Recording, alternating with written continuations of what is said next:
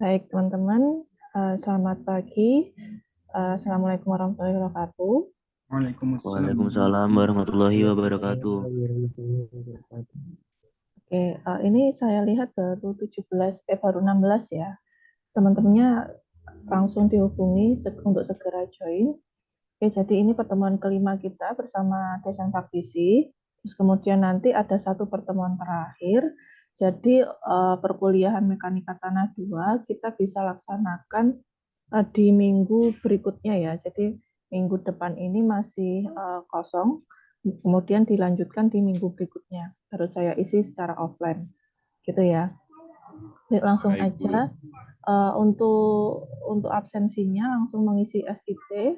Nanti kalau belum bisa atau nggak terkonek, nanti langsung bilang ke saya ya, atau langsung chat. Oke, langsung saja untuk waktu dan tempat saya persilakan Bapak Mudyudin.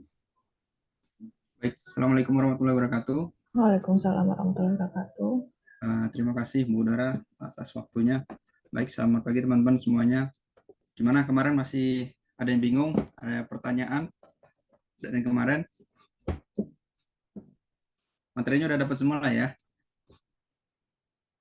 Materinya, uh, slide presentasi kemarin. Baik, kalau misalnya tidak ada, kita tuh hari ini masih kelanjutan yang kemarin ya. Jadi rencana tuh hari ini, sebentar saya show dulu aja.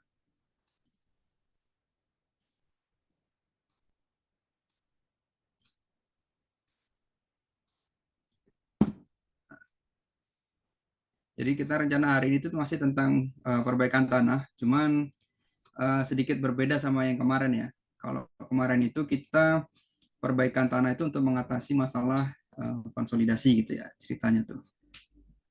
Jadi untuk masalah penurunan, settlement gimana caranya supaya tanah itu uh, bisa turun lebih cepat daripada sewajarnya. Sewajarnya itu dalam arti kalau misalnya dibiarkan natural gitu ya. Nah sekarang ini kita berbeda lagi. Mungkin teman-teman kemarin itu sudah ada yang menanyakan tentang tanahnya ekspansif atau gimana gitu kan. Nah sekarang kalau tanahnya ekspansif itu jenis perbaikannya itu beda lagi gitu. Jadi nggak pakai yang PVD lagi, tapi kita lebih coba untuk mengubah, memodifikasi susunan kimianya seperti kira-kira ya.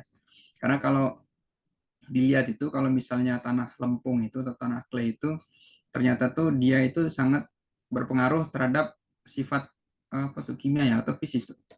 Pokoknya permukaannya lah, permukaannya itu karena dia tipis sehingga dia mudah untuk menyerap air gitu. Nanti ada kira-kira tuh ada apa tuh namanya tuh, uh, zat-zat kimia apa aja yang ada di situ gitu kan, sehingga dia tuh banyak menyerap air sehingga mengakibatkan tanah itu bersifat ekspansif gitu ya. Jadi tema hari ini adalah soil improvement untuk tanah ekspansif gitu ya ceritanya ya. Oke teman-teman.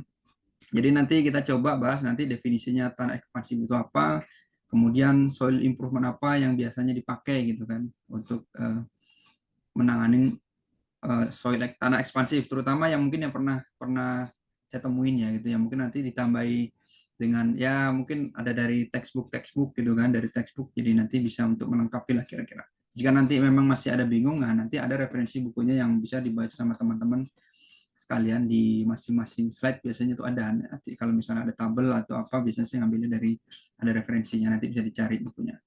Kemudian kita juga waktu itu melakukan trial ya. Ini trialnya tuh sifatnya tuh bisa dikatakan sedikit iseng gitu kan, sedikit iseng gitu kan.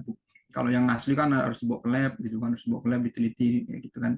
Jadi waktu itu kita ada mengadakan sedikit trial yang bersifat tanda kutip agak iseng gitu ya. Benar nggak tuh kira-kira kalau misalnya tanah itu dikasih kapur, tanah ekspansif ya yang nilai PI-nya tinggi itu dikasih tanah kapur, setelah mungkin beberapa hari kemudian tanah itu bisa berubah menjadi keras walaupun kita siram lagi pakai air, dilakukan penyenuhan sampai tergenang gitu. Itu ada nanti uh, praktikum yang agak iseng gitu kan di lapangan gitu kan. Kemudian ada lagi memang soil mixing di proyek yang memang dilaksanakan ini serius kalau yang ini. Jadi itu tanahnya itu sifatnya tuh cower gitu kan, plastisitas, indeks plastisitas atau PI itu tinggi di atas 100 gitu kan. Jadi ibaratnya kalau kena air itu cower gitu kan, cower kayak bubur ayam gitu, kayak bubur ayam gitu, itu kan tidak bisa digunakan sebagai tanah timbunan ya kalau sudah seperti itu ya.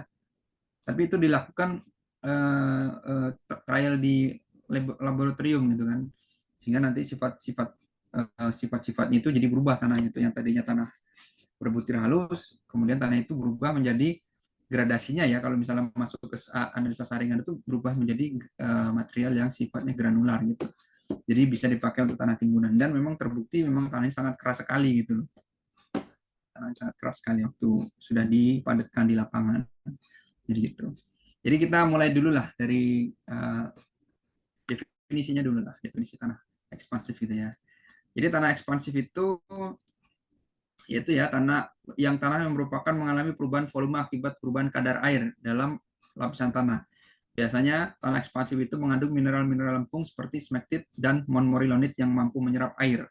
Itu ya, kayak kemarin yang sudah kita singgung beberapa kali, kalau misalnya tanah yang ekspansif itu kalau kena air itu dia ngembang. Tapi kalau misalnya giliran dia musim kemarau, jadi lapisan tanah itu bisa pecah-pecah gitu, yang sering kita lihat berbentuk seperti rekahan-rekahan kayak gitu ya, retak gitu. Nanti ketika hujan otomatis kan air masuk ke rekan-rekan itu kan, dia akan terjadi penetrasi yang lebih dalam lagi, sehingga lebih expand lagi, lama-lama ya pecah gitu tanahnya gitu kan. Nah, ketika mineral tersebut menyerap air maka volume tanah akan meningkat ya. Jadi ngembang lah bahasa ininya gitu kan. Kalau kena air dia ngembang, kalau misalnya kena struktur dia akan mendorong struktur gitu. Gitu. Kemudian semakin banyak air yang terserap maka semakin bertambah volume tanah itu gitu. Kemudian perubahan volume ini dapat merusak kekuatan struktur bangunan yang menempati tanah tersebut gitu. Nah, kita juga pernah mengalami itu di satu proyek lah. Pernah mengalami hal tersebut ya, kalau misalnya di musim kemarau dibangun nih kayak gabion gitu kan. Jadi kita bikin kayak candi gitu kan. Yang disangka orang ketika konstruksi itu kan musim kemarau disangka wah ini kuat, ini kalau kayak gini pasti kuat gitu. Nah, nggak tahunya pas musim hujan langsung melewat. Nah, terjadi deformasi itu apa gabionnya itu. Deformasi kayak busur panah itu, melengkung gitu ya. Kemudian ketika tanah ekspansif mengering, maka akan terjadi penyusutan, yaitu celah rekaan dalam tanah dapat memudahkan penetrasi air, sehingga menghasilkan siklus penyusutan dan pengembangan atau swelling yang akan menghasilkan tegangan berulang pada struktur tanah. Jadi setiap kena musim kemarau dia merekah gitu kan. Ketika musim hujan dia akan expand, mengembang. Nanti tahun depan kayak gitu lagi, musim kemarau gitu lagi, dan lama-lama ya dia akan merusak struktur itu lama kelamaan gitu kan, sampai dalam gitu, sampai berapa lapisannya lah, lapisan ke bawahnya itu ketemunya yang ekspansif berapa ya, kira-kira segitulah. Nanti kita juga punya video kira-kira secara umum gambaran tanah ekspansif itu penjelasannya gimana, kita nanti ada dengan apa namanya itu sedikit apa itu eksperimen dengan benda-benda yang diibaratkan seperti tanah yang bersifat ekspansif gitu ya, butiran-butirannya itu. Nah, ini ya karakteristik tanah ekspansif gitu ya. Tanah soil terdiri dari berbagai material yang sebagian besar tidak mengembang pada saat lembab. Tidak mengembang pada saat lembab ya. Kemudian ada beberapa mineral lempung yang bersifat mengembang atau ekspansif. Mineral-mineral tersebut yaitu smektit, bentonit, montmorillonit, nah, ini bendit dan seterusnya ini ya. Ada nontronit, ilit dan klorit. Kemudian kelompok tanah tersebut akan bersifat mengembang pada saat basah dan mengkerut pada saat kering gitu kan, tentulah ya seperti itu ya. Kemudian tanah ekspansif ini memiliki kesuburan yang sedang sampai sangat subur, tapi di lain pihak tanah ini dapat menyebabkan kerusakan pada struktur bangunan. Jadi kalau misalnya tanah seperti ini ya, kalau misalnya saya pernah ketemu itu tanah ini, kalau misalnya kita lihat tanpa, mungkin belum cek di lab dulu lah ya, mungkin baru sekilas lihat gitu kan. Kita lihat dulu tuh di posisi di daerah tersebut ya, di suatu lokasi tersebut kita lihat nih, yang gampang ini kita lihat itu kira-kira kalau di sana itu slope natural tanahnya itu ada berapa derajat kemiringannya gitu. Yang pernah saya amati seperti itu. Jadi misal nih ya, kalau misal kita temu di suatu lokasi kemiringan tanah natural itu sangat landai gitu kan, landai paling kurang dari misalnya kurang dari 30 derajat gitu misal, atau kurang dari 20 derajat gitu kan. Nah, itu perlu waspadai ini, kita perlu waspadai ini. Bisa jadi nanti ketika kita membuat lereng ya, misalnya lereng di daerah itu, lereng misalnya kita galian 3 meter kan, dengan slope yang kemiringan 45 derajat, itu hati-hati. Itu bisa kemungkinan itu longsor itu nanti. Karena pas musim hujan, ya itu tanahnya ngembang lagi kan. Itu pengalaman yang pernah saya lakukan seperti itu. Jadi ada pengamatan sedikit di taruhlah dua lokasi, yang satu daerah pegunungan, yang satunya itu daerah sana lah, daerah-daerah Jawa Tengah, Jawa Timur gitu kan, Jawa Timur gitu. Jadi memang tanahnya itu warna hitam. Kalau misalnya kita lihat di lokasi tersebut, itu tanahnya tuh kemiringan slope-slope di sana itu atau lereng-lereng satu relatif landai di sana. Nah gitu. Nah benar saja kalau misalnya daerah pegunungan kan tanahnya kan keras ya, lempung yang warnanya agak kuning gitu kan. Kalau misalnya digali 45 derajat ya nggak masalah, dia tetap tegak gitu. Kena hujan juga tetap gitu kan. Nah, tapi untuk tanah yang ini, yang ekspansif ini, yang landai itu baru kena hujan, baru sekali siklus kena hujan langsung pada longsor semua, nggak mau dia. Walaupun mungkin tingginya slope itu nggak nyampe 3 meter, paling cuma semeter, itu udah langsung terjadi apa namanya, kegagalan ya di slope itu ya. Nah, untuk kita lihat dulu ya sekarang, ada satu video animasi ya, gambaran lah kira-kira bagaimana sih cara kerja tanah itu yang disebut tanah ekspansif itu. Coba kita lihat videonya. Nah, ilustrasi tanah ekspansif itu kira-kira begitu. Jadi ketika dia terkena air saturated gitu ya, dia akan mengembang ya, kira-kira begitu. Kira-kira begitu. Mungkin ada pertanyaan dari teman-teman? Oke, kalau nggak ada kita lanjut ya. Nah, ini tuh apa namanya? Kalau kita mulai dulu dari klasifikasi tanah ya. Klasifikasi tanah berdasarkan ASTM gitu. Jadi kalau misalnya klasifikasi tanah berdasarkan saringan itu kan nanti dia ada dibagi menjadi dua kan sebenarnya, yaitu coarse grain soil sama fine grain soil gitu kan. Dimana kalau coarse grain itu terdiri dari sand sama gravel, dimana sini tuh ada ukurannya ya masing-masing saringannya ya. Gitu. Ya kira-kira itu yang tertahan di saringan 200 ke atas, yang lebih besar lagi itu berarti uh, masuk ke ini coarse grain gitu. Tapi kalau misalnya lolos saringan 200, ya itu masuk ke fine grain gitu kan. Nanti tanahnya bisa masuk ke area silt atau masuk ke area clay kan kayak gitu, atau lempung. Jadi seperti itu. Jadi kalau misalnya kita lihat ya nanti tanah-tanahnya itu ya, kalau misalnya ini adalah kode-kodenya, simbol-simbolnya ya. Ada GW, GP, GM, GC dan seterusnya. Tapi kalau misalnya untuk tanah berbutir halus itu ada CL, ML, OH, CH, MH, OH ini. Ini biasanya yang high plasticity ini, yang memiliki PI tinggi ini CH, MH, dan PT itu untuk pit.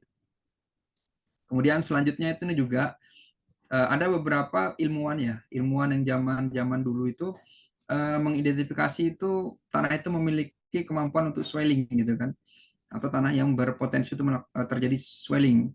Contohnya aja menurut Holtz itu dia menandakan tuh ada PI ya. PI itu lebih dari 35. Jadi 35, 50, 70 itu sudah tergolong dia memiliki potensi swelling yang tinggi. Jika PI-nya masih antara 31 sampai dengan apa nih? 25 sampai 41. Oh, ini 30 ya. 21 dia tuh tergolong masih high gitu kan. Kemudian seterusnya medium gitu ya. Ini ada kategorinya ini. Jadi memang kalau misalnya yang biasanya yang saya lakukan itu biasanya ngelihatnya dari PI. Saya belum pernah coba untuk yang shrinkage limit ini sama CC ini, saya belum pernah. Jadi gitu. Jadi kalau misalnya saya pribadi biasa menandai ya 40-50 sekitaran itu, di atas itu berarti itu sudah termasuk warning untuk tanah tersebut mengalami ekspansi gitu ya, atau memiliki potensial sebagai tanah yang ekspansif cukup besar gitu. Jadi di sini ada beberapa ilmuwan ya. Contoh lagi ada yang ini Raman, Sauer dan seterusnya ini.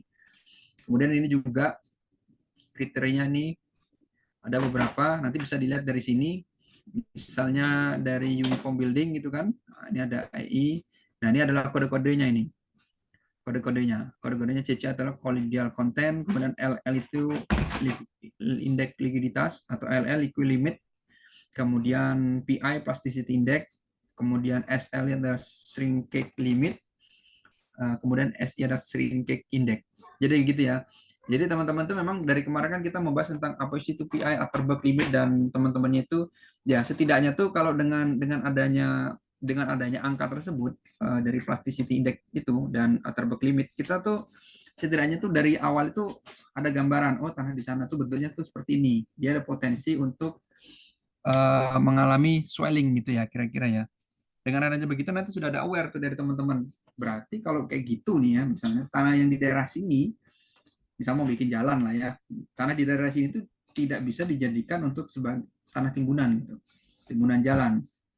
Berarti kita harus cari tempat lain untuk mencari tanah gitu kan, yang kira-kira nilai PI atau yang memiliki potensi untuk swelling itu kecil gitu kan. Ya, berapa kecil itu ya, di bawah 10 lah kalau misalnya untuk PI gitu kan. Jadi mengurangi rasiko terjadinya swelling gitu kan. Akibatnya nanti kalau swellingnya besar apa ya, nanti strukturnya bisa rusak, jalannya itu nggak tahan lama, walaupun sudah dikasih perkerasan beton misal di atasnya kan, nah itu tetap aja rusak gitu kan. Mungkin di daerah-daerah Jawa Tengah mungkin banyak kali ya, sekitar mungkin daerah Pantura gitu kan, daerah mana tuh yang dari Sandi Grobogan apa mana itu, atau daerah-daerah sana ya, itu kan sering ya ketemu jalannya kok udah dibenerin rusak terus gitu. Nah itu bisa jadi karena memang lapisan tanah dasarnya itu bisa jadi berpotensi memiliki PI yang tinggi gitu, sehingga ketika musim hujan di ngembang rusak lagi padahal perbaikannya udah benar gitu, udah bagus gitu kan, tapi kenapa rusak lagi ya, mungkin bisa jadi tanah dasarnya seperti itu waktu itu ya, kurang lebih seperti itu ya. Kemudian ini ya, ini Atterberg limit mineral gitu kan. Nah tadi kita sebut kita ada material montmorillonite, ilit, kaolinit, dan atupluglit, gitu gitulah kira-kira bacanya ya. Nah kita bisa lihat di sini tuh, ini kan ada liquid limit, plastic limit, dan plasticity index. Nah ini kalau misalnya kita menemui nanti tanah yang kita punya misalnya gitu yang mau kita pakai itu ada nilai montmorillonite, nah itu perlu diwaspadain karena kita lihat dari plasticity index-nya ini itu sudah di atas, jauh di atas batas sangat tinggi gitu kan, yang 50 aja sudah tinggi apalagi ini sampai 600 kan kayak gitu.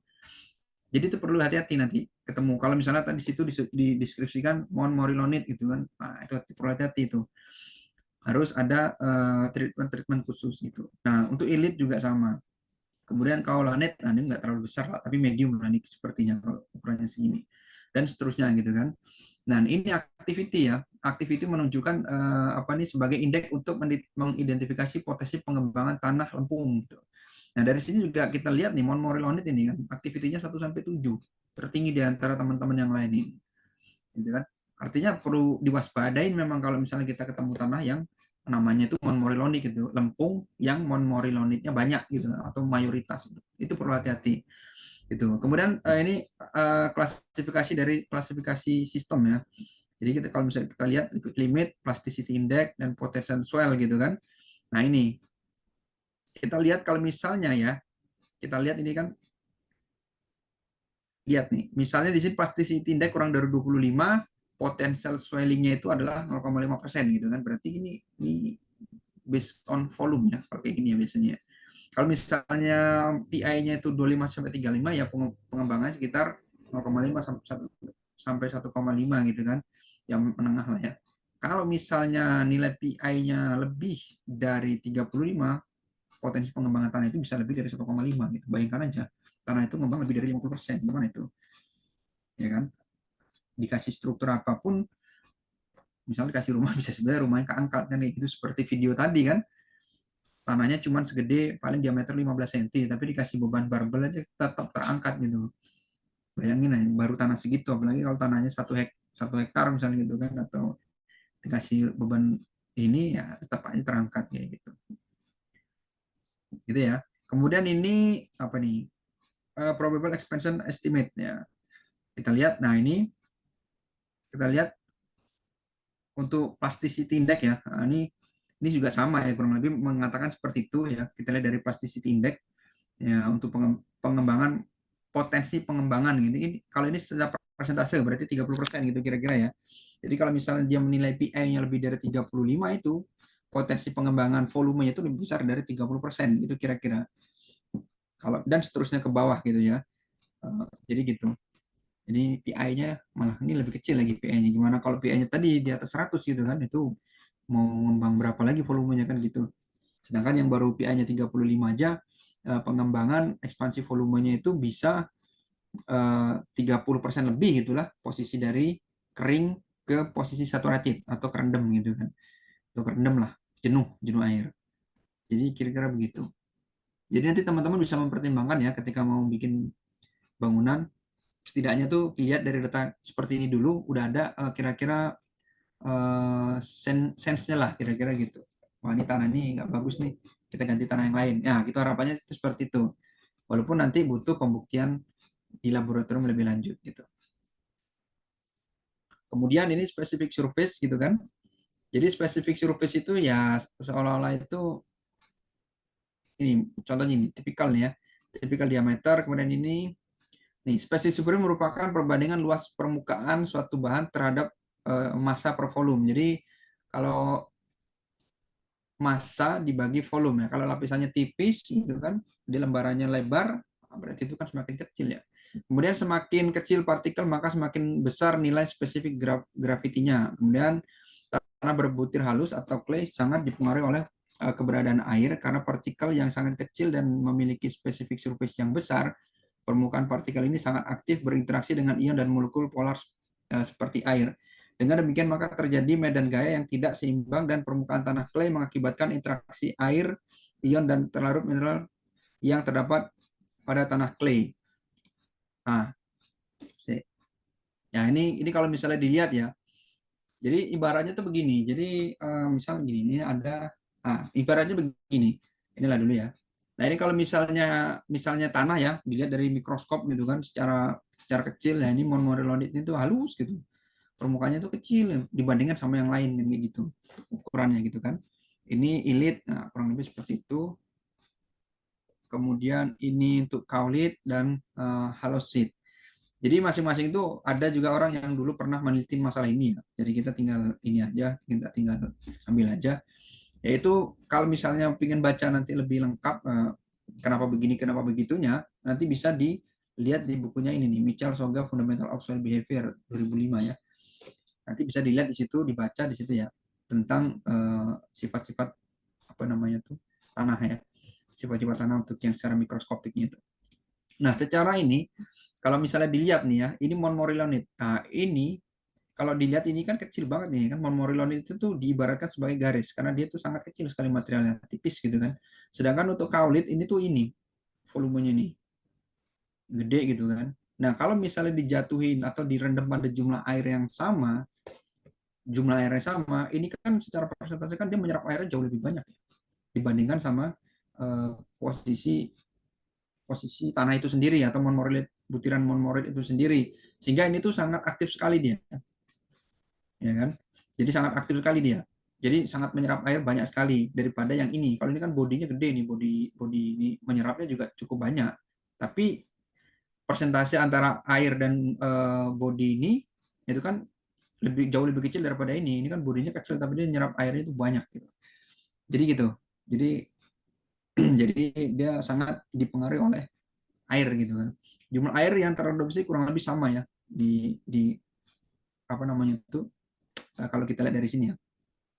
Kemudian karena perbedaan ukuran, monomorilonit itu memiliki aktivitas jauh yang lebih besar, yaitu plastisitas yang lebih tinggi, kemudian swelling yang lebih besar, penyusutan yang lebih besar, perubahan volume yang lebih besar karena perbedaan dibandingkan dengan kaulit. Gitu.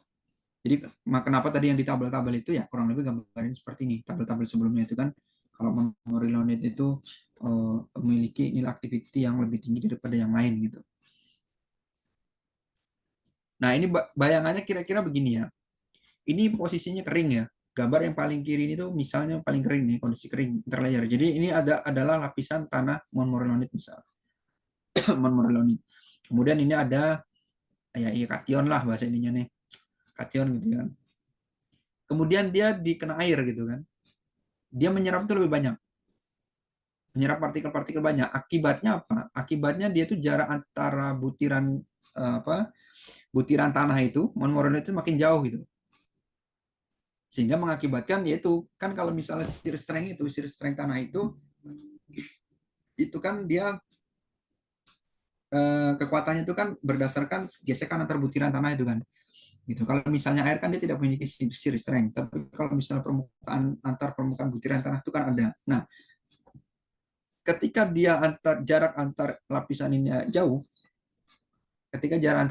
jauh, maka dia shear strength akan turun karena keisi air kan celah-celahnya itu. Jadi dia tidak bisa menahan geser gitu kan kalau air itu kan.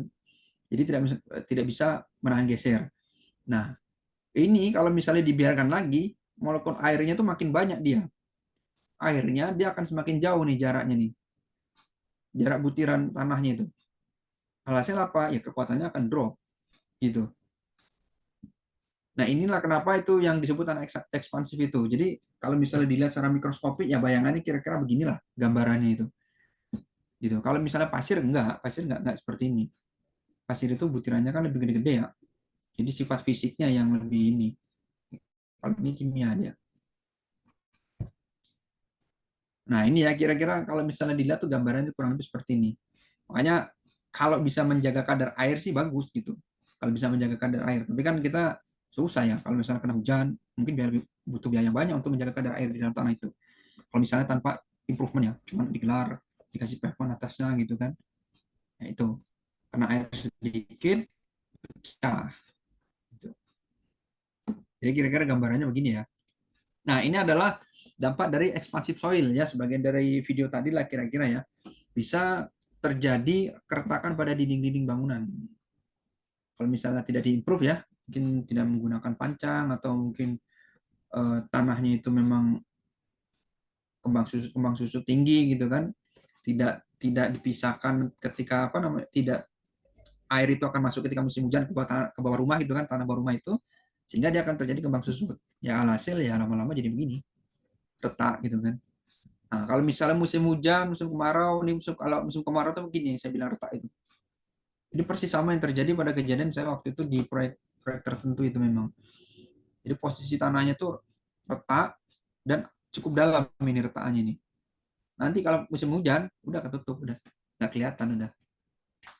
Jadi dia bayangin aja kan, sebidang tanah ini expand kan, expandnya udah berapa senti sendiri nih. Itu menutup antar celah ini tuh. Oke. Nah, dari situ mungkin ada pertanyaan teman-teman. Bisa kira-kira ngebayanginnya ya? Ada pertanyaan?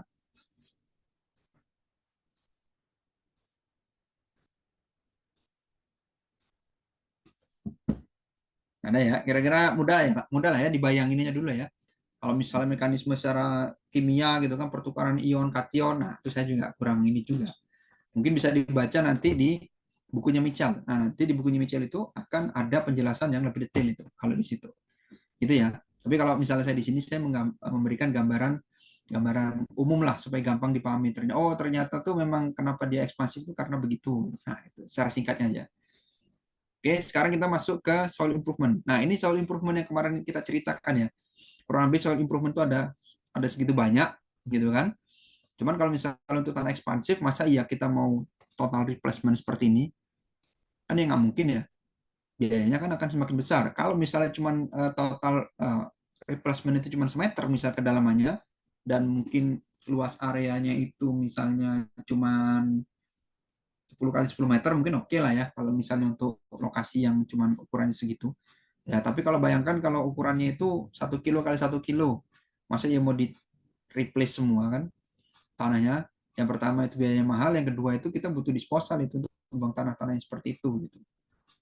Sehingga muncullah salah satu lagi soil improvement itu dengan menggunakan soil semen atau campuran campuran dari kapur aktif, kemudian fly ash, ada heating, ada freezing. Nah, yang pernah saya lakukan itu adalah menggunakan active lime atau kapur aktif ya. Kalau bahasa bahasa bahasa tukangnya tuh kapur tohor yang bentuknya kayak tepung gitu ya. Nah, ini kita stabilisasi dengan menggunakan kapur, nah, gitu kan. Jadi stabilisasi kapur tanah adalah proses penambahan kapur ke dalam tanah untuk memperbaiki sifat-sifat seperti kepadatan, daya dukung, sifat kimia dan lain-lain gitu kan. Kemudian berbagai faktor yang mempengaruhi stabilisasi tanah kapur adalah antara lain yaitu jenis kapur. Ini kan kapur kan banyak ya. Ada kapur tohor tadi yang kayak tepung, ada juga limestone, batu kapur gitu kan. Gitu. Batu kapur, kalau batu kapur bukan yang ini yang kita maksud ya. Kalau batu kapur itu biasanya untuk capping, itu untuk nutupin tanah jelek bagian atasnya. Jadi kayak timbunan-timbunan sekitar 30 atau 40 cm ya. Tapi dia tidak menghilangkan sifat ekspansif dari si tanah itu sendiri. Dia cuma sebagai penutup di permukaan saja.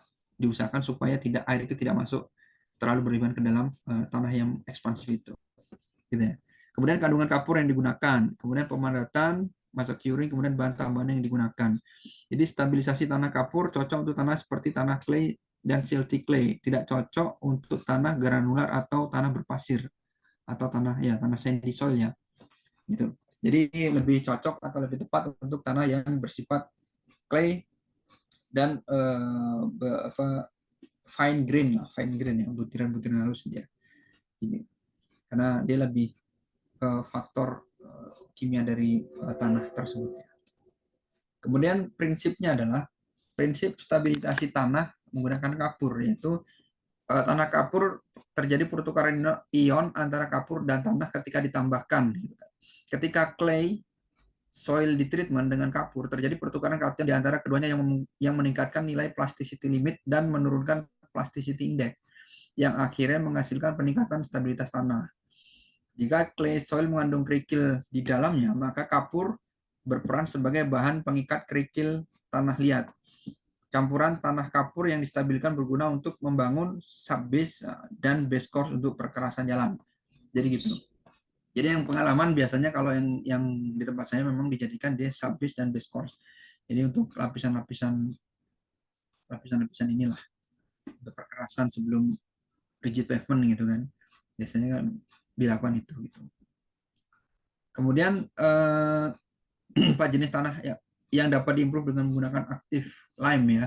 Jenis tanah yang reaktif ya. Tanah yang reaktif artinya tanah harus bereaksi dengan kandungan kapur yang ketika ditambahkan gitu. Ya, kalau tanahnya nggak reaktif ya dikasih kapur ya diem aja, nggak ada pengaruh gitu kan. Kemudian agar dapat bereaksi dengan kapur, tanah harus mengandung pozolan. Nah ini pozolan ini kayaknya sejenis bahan yang biasa dipakai buat semen ya. Mengandung material alam yang mengandung banyak unsur silikat dan aluminat yang reaktif. Dalam bentuk normal, pozolan tidak memiliki sifat pengikat seperti semen. Gitu. Kemudian dengan adanya air, kalsium hidroksida dan kapur bereaksi dengan tanah yang mengandung silika dan aluminium membentuk campuran yang bersifat semen. Reaksi ini disebut reaksi pozolan. Jadi untuk mempercepat reaksi ya, biasanya ada 2 macam ini. Kalau yang sudah ini ada 2 macam. Yang pertama itu kalau misalnya kapurnya itu kering kayak tepung itu tanahnya itu kadang ada yang sudah coer gitu kan kayak bubur atau lebih coer lagi daripada bubur gitu kan, sehingga pas ketika dicampur dia dapat air dari situ kan, dia bereaksi. Atau posisinya dia itu kapurnya itu sudah dalam bentuk cair gitu, kapur sudah dalam bentuk cair kemudian dia ditebar merata ke tanah yang akan distabilkan, kemudian nanti dia di mixing dengan alat mixing, nanti kita punya videonya tuh contohnya tuh. Jadi di mixing. Jadi ada 2 cara lah kira-kira seperti itu ya. Kemudian reaksi ini akan meningkatkan kekuatan campuran tanah kapur dan peningkatan kekuatan secara bertahap meningkat seiring bertambahnya usia karena reaksi pozolan berlangsung dalam jangka waktu yang lama. Sangat lama ya. Jadi biasanya ketika dia itu sudah di mixing atau dicampur itu tidak langsung dihampar biasanya. Jadi biasanya kalau misalnya sudah mixing, sudah dicampur gitu kan, diaduk gitu kan, itu biasanya ditaruh dulu di satu tempat tertentu dan tutup pakai terpal biasanya supaya itu nggak untuk sementara tidak terjadi penambahan air dulu misal hujan ya atau dia di situ daerah gunung, daerah lembab gitu kan, supaya ketika saat bereaksi itu saat krusial waktu bereaksi itu dia tidak dapat tambahan air dulu, biarin aja dulu sampai stabil dulu.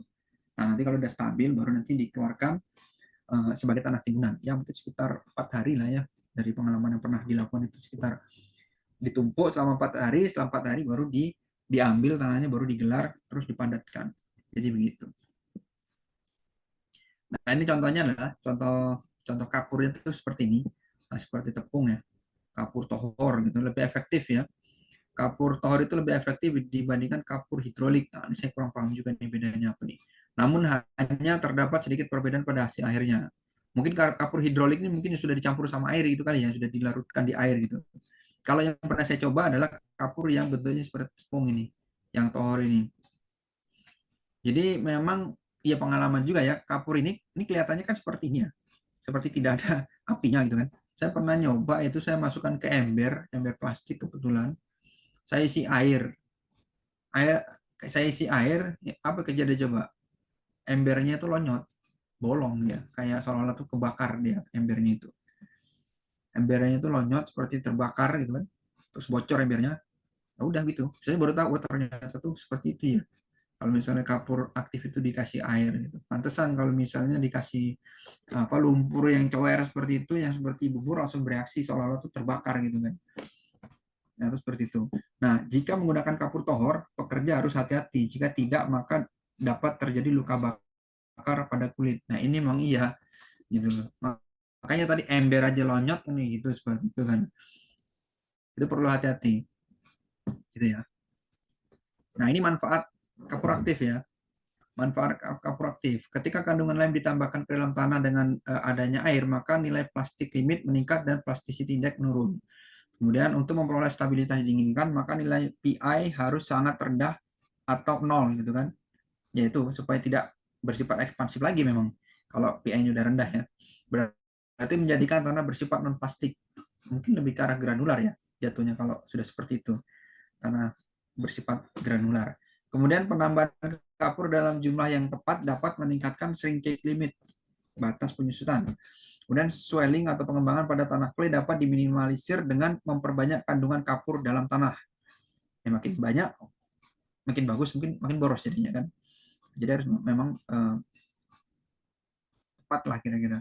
Kalau dari pengalaman biasanya kita menggunakan yang pernah dilakukan adalah 10% volume ya. Itu kira-kira. Misalnya 10 bucket gitu, atau 10 ember besar, 10 ember besar tanah ekspansif, ya kapurnya 1 ember kayak gitu. Atau 9 ember, 9 ember, ya enggak lah ya, 10 ya, 10 ember, 10 ember tanah ekspansif, 1 embernya tanah, bukan tanah, kapur, kapur aktif gitu ya. Jadi kita pakai 10%, 8 sampai 10% sih biasanya. Gitu. Kemudian swelling pada tanah clay dapat diminimalisir dengan memperbanyak kandungan kapur. Kemudian tanah liat yang mengembang seperti Montmorillonite di bawah pondasi berpotensi membahayakan struktur ringan. Menambahkan kapur ke dalam tanah tersebut dapat secara efektif mengurangi potensi pengembangan akibat Ca2+ menggantikan Na dan dapat meningkatkan kekuatan melalui dehidrasi tanah dan sementasi. Jadi gitu. Jadi bisa diimprove, di mixing kali kalau misalnya memang mau meningkatkan tanahnya ya, menghilangkan sifat-sifat atau meminimalisir sifat-sifat ekspansif, bisa dimixing dengan kapur. Itu. Kemudian bahan adiktif, ini saya kalau bahan adiktif ini saya belum pernah nemu, cuman di artikel-artikel itu dia ada menambahkan seperti fly ash. Ada yang tahu ini fly ash itu apa kira-kira? Abu Fly ash terbang, itu gimana? abu. Ya abu dari apa kira-kira? Jadi fly ash ini yang saya tahu dia itu abu dari hasil pembakaran batu bara ya. Biasanya dari limbah-limbahnya PLTU itu, PLTU batu bara, biasanya itu gunung dia. Jadi limbah dia. Tapi biasanya untuk campuran-campuran beton juga sepertinya bagus ini. Saya tahu nih kalau fly ash ini. Gitu ya. Kemudian aditif merupakan bahan yang ditambahkan untuk memperbaiki campuran tanah, kapur untuk meningkatkan kekuatannya. Kemudian beberapa bahan aditif yang umum digunakan adalah Portland cement dan fly ash. Jadi semen yang biasa kita jumpai itu Portland cement itu juga bisa. Juga kadang ada yang menggunakan itu selain maksudnya dia itu menggunakan kapur tapi juga ditambah dengan semen sedikit itu kadarnya itu. Tapi ada fly ash. Nah, kalau fly ash saya belum pernah ketemu penggunaannya ya. Kemudian jika terdapat fly ash, maka bahan tambahan ini paling direkomendasikan karena memberikan kekuatan yang diinginkan dengan harga yang ekonomis. Ekonomis karena dia limbah kan. Jadi daripada dibuang, ya kan. Cuman biasanya kalau misalnya fly ash ini ada kaitannya dengan lingkungan biasanya. Jadi misalnya, wah itu limbah gitu kan, limbah kalau dipakai buat nimbun nanti analisis dampak lingkungannya gimana gitu. Nah biasanya tuh kalau penggunaan limbah itu, permasalahannya ada di situ, ada di lingkungan. Dan itu memang butuh ini ya, butuh izin khusus sepertinya untuk penggunaan fly ash ini. Kalau untuk yang begitu-gitu ya, bahan campuran seperti itu. Jadi gitu. Jadi kalau misalnya berguna ya berguna, cuman secara dampak lingkungannya itu diperbolehkan atau tidak gitu. Biasanya kalau yang saya pernah dengar itu ya, penggunaan fly ash ini. Ini kemudian cara pencampuran kapur ke dalam tanah gitu kan. yaitu tanah yang memerlukan stabilitas disaring dan dihaluskan dengan peralatan yang sesuai. Kemudian tambahkan sejumlah kapur ke dalam tanah dihaluskan baik dalam bentuk bubuk ataupun dalam bentuk bubur. Bubur itu cair ya, kapur itu kapur cair. Dan aduk menggunakan peralatan sesuai. Secara umum bubur direkomendasikan untuk pencampuran yang lebih baik. Kalau saya dulu waktu itu tanahnya yang berupa bubur gitu kan. Tanahnya berupa bubur, artinya udah sangat-sangat jenuh sekali. Kemudian dikasih kapur yang seperti tepung gitu, langsung keluar asap. Karena jika yang digunakan adalah bubuk atau kapur aktif, air harus disemprotkan ke seluruh tanah gitu. Ya untuk mempercepat terjadinya ini ya. Ini berarti definisinya itu tanahnya itu belum jenuh gitu. Tanahnya itu masih tanah kering gitu kan. Terus ditambah dengan serbuk serbuk kering juga, artinya harus ada untuk mempercepat reaksi gitu kan. Nah, itu apa? Air. Harus ditambahkan air, disemprot gitu kan. Kalau saya dulu nggak ada karena tanahnya udah cair gitu kan. Nah, biarkan campuran ini selama 1 hingga 4 hari karena reaksi tanah kapur berlangsung lambat dan memakan waktu. Nah, itu tadi. Jadi kalau misalnya sebelum digunakan sebagai tanah timbunan, itu ditaruh dulu, ditumpuk dulu. Udah dicampur, di mixing, tumpuk dulu gitu supaya terjadi reaksi sempurna. Kalau bisa sih dikerukupi atau ditutup gitu kan supaya tidak kena hujan dulu misalnya gitu. Supaya nanti terjadi pencampuran atau reaksi kimia yang sempurna di situ. Kemudian tanah itu disebarkan ya. Disebarkan sampai dengan elevasi direncana. Kemudian dipadatkan layer by layer dengan menggunakan roller gitu kan. Ya, intinya kalau misalnya pemadatan kita ya jangan langsung semeter langsung dipadatin ya jangan. Biasanya spesifikasi untuk pemadatan itu ya khususnya itu biasanya tuh sekitar 30 cm dulu. 30 cm, jadi 30 cm padatin, 30 cm padatin, 30 cm padatin gitu. Jadi nggak boleh langsung 1 meter padatin gitu. Itu nanti pemadatannya nggak bagus hasilnya gitu. Kemudian lapisan tanah kapur yang telah dipadatkan dibiarkan untuk masa curing selama 1 minggu. Nah, itu dibiarin 1 minggu. Jadi sudah dipadatin, biarin lagi kan gitu seminggu gitu. Jangan kasih beban kendaraan yang berlebih dulu. Kemudian uji lapangan dilakukan memeriksa kadar air kepadatan kering.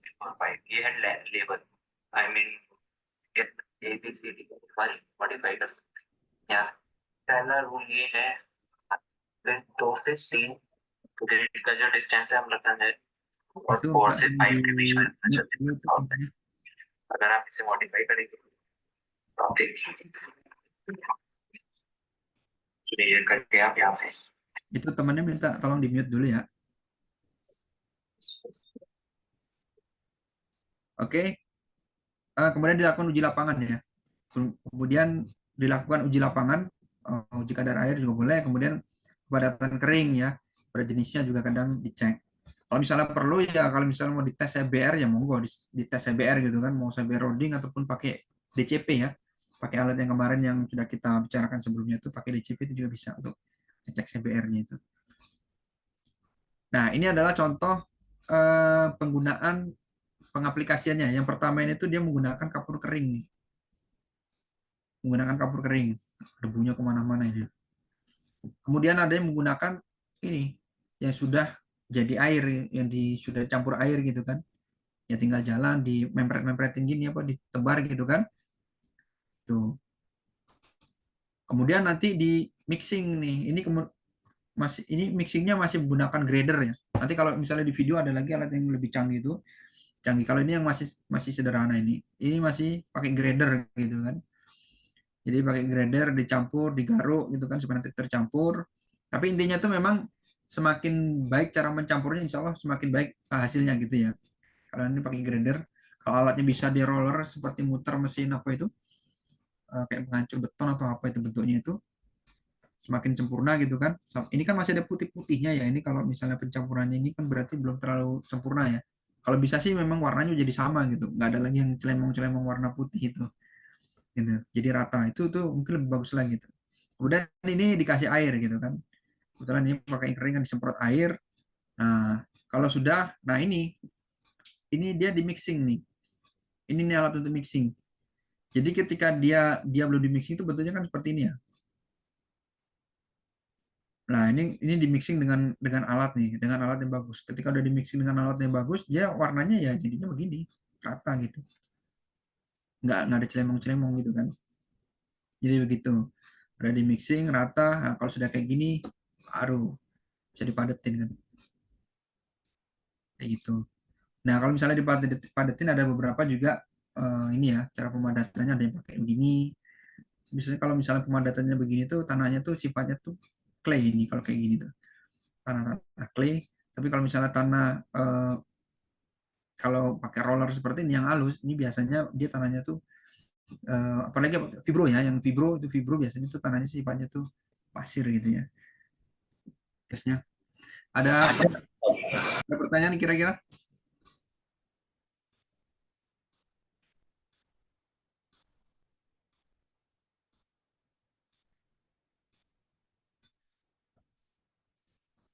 Ada pertanyaan? Nah, ini contoh nih, ini kita kalau nggak ada ya, kita lanjut dulu. Kalau misalnya nggak ada nih, ini trial yang pertama nih yang saya katakan tadi, trialnya itu agak mungkin sedikit iseng gitu kan.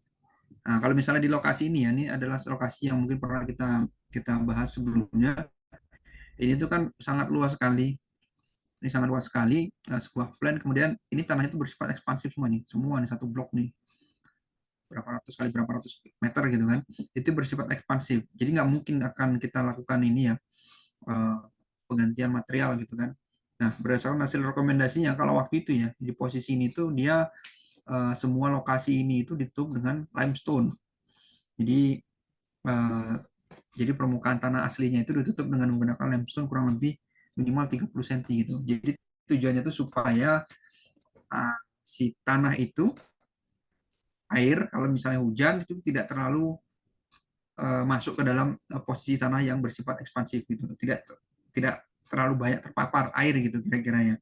Jadi air yang limestone itu bersifat untuk menahan air masuk ke dalam lapisan tanah ekspansif. Jadi maksudnya seperti itu. Jadi kira-kira begitu. Nah, ini kalau misalnya kita waktu itu ya mengadakan sedikit trial yang bersifat iseng gitu kan waktu itu kan. Jadi kurang lebih seperti ini. Ini kalau yang ini malah lebih parah dari yang gambar tadi kan. Jadi contohnya tuh begini.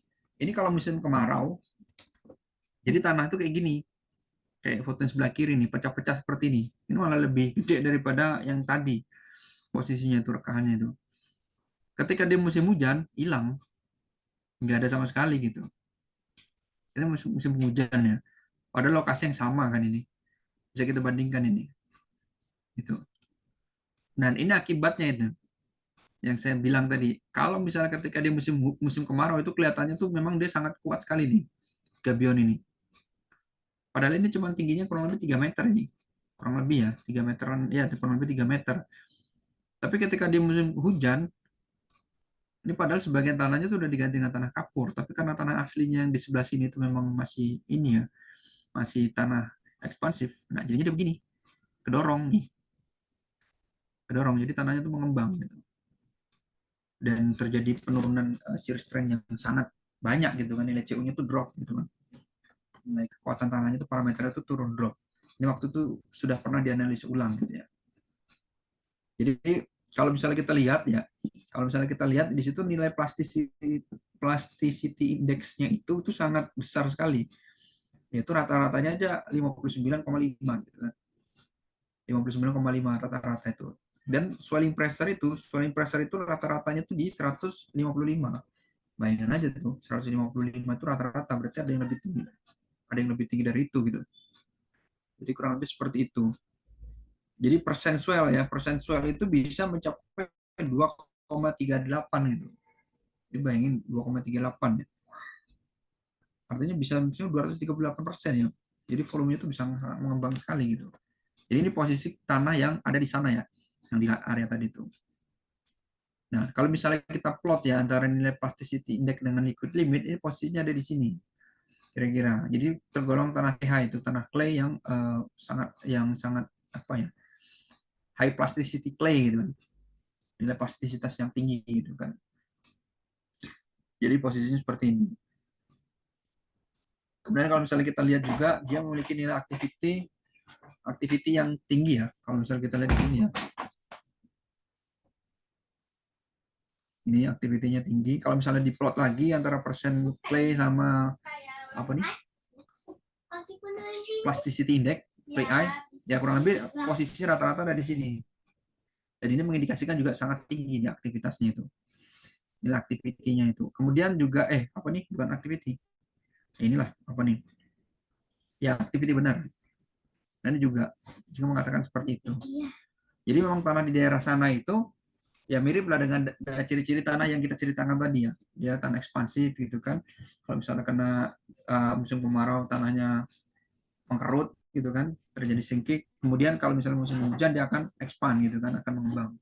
Jadi ciri-cirinya tuh udah mirip gitu kan. Nah, saya juga waktu itu langsung teringat kan karena ada pengalaman di satu proyek yang lain waktu itu dengan menggunakan kapur. Kita menggunakan trial ini, menggunakan trial kan.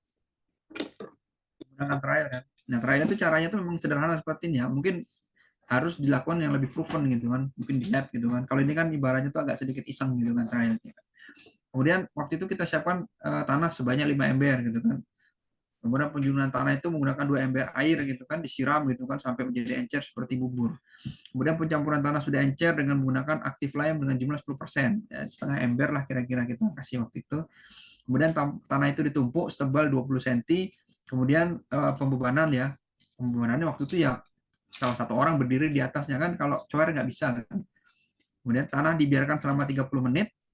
Kemudian disiram kembali untuk menggunakan air. Jadi seolah-olah